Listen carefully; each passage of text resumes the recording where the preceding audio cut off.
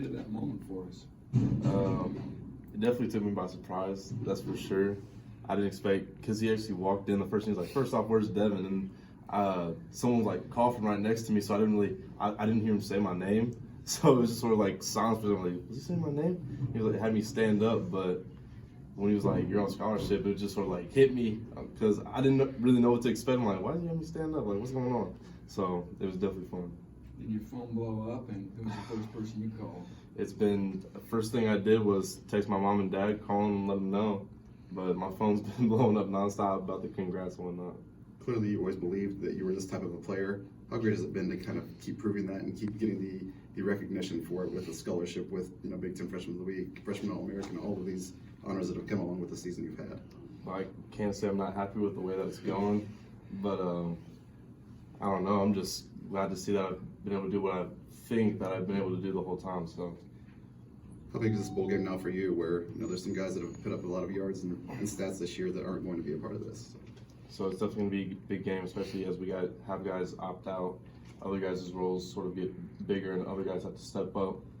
But I made it away from 1,000, that's my goal. So I'm definitely gonna try and hit that. How big would it be to get to that full figures? I think it'd be really big for me, especially just with everything that's been happening this season in my story. But to be in like the history of like the select few that have been able to hit 1,000, I think it's gonna be really special. Could you imagine you being in this place this time last year?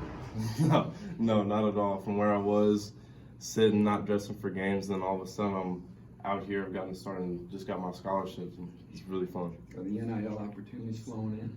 Little bit, little by little. We're just gonna see what happens as time goes on. But how do you balance your major, which is a very complex degree to obtain, with football? So a lot of it's just time management, I guess, but busy pretty much from the time I wake up to the time I go to sleep. So it's definitely a grind, but at this point I'm sort of used to it, so it's just normal everyday life for me. You've had obviously a great freshman year. What do you hope to accomplish throughout your career, looking into the future a little bit? So obviously every year just plan on getting better and better, trying to get better stats, be better for my team, and that's the main goal, just progressively every year, especially just putting on weight and strength. As that happens, I think that'll elevate my game even more. So I just think there's big things to come in the future.